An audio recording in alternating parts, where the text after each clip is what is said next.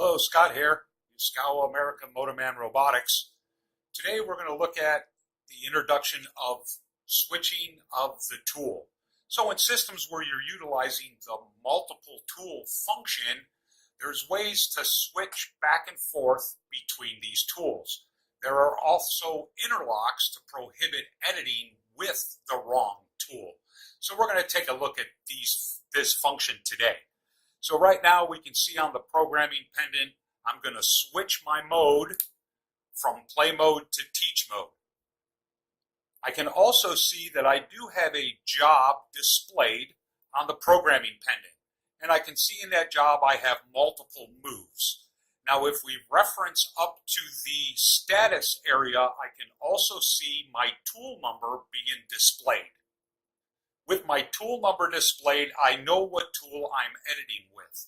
Now there is another display tool for our tool, and that is located under the display menu.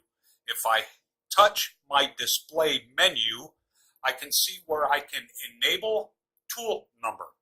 If I enable the tool number, you'll notice that it puts the tool number on the line with the move instruction.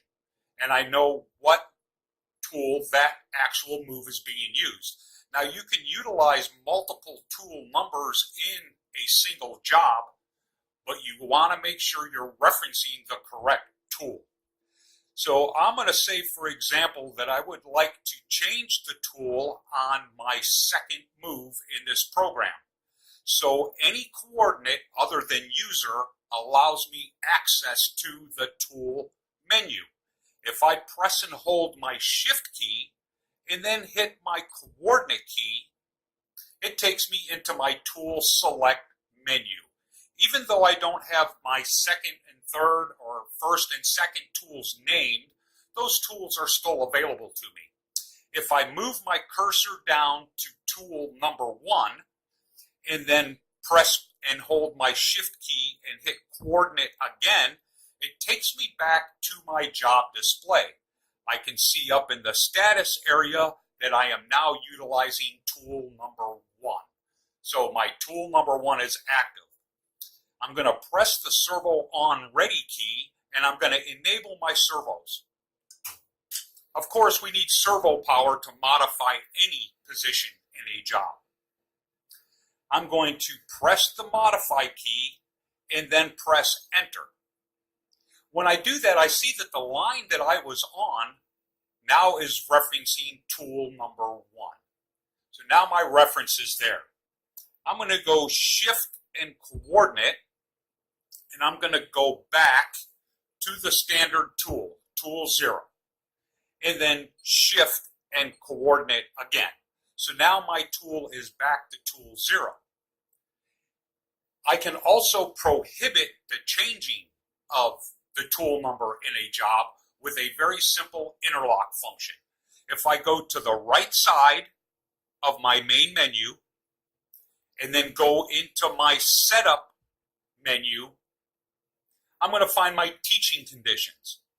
Inside my teaching conditions, I see where I have a tool number interlock for step entry. And right now that is permitted. I am allowed to make that change. If I press my select key, that will prohibit the changing of that tool. Now I'm going to go back to my job, left side main menu, job icon, job again. Now I'm on this same line. I've changed my tool back to tool 0. My program is set for tool number 1, modify and enter, and I receive an error message. Error 0070, program and current tool are different. This does not allow anyone to modify a program with the incorrect tool. I'm going to cancel that to make the error go away. I can go up to display, turn my tool number off in my job, and I'm all finished. So that is the way we use the multiple tool function for switching tools in a program. This has been Multi-Tool Functions. Thank you.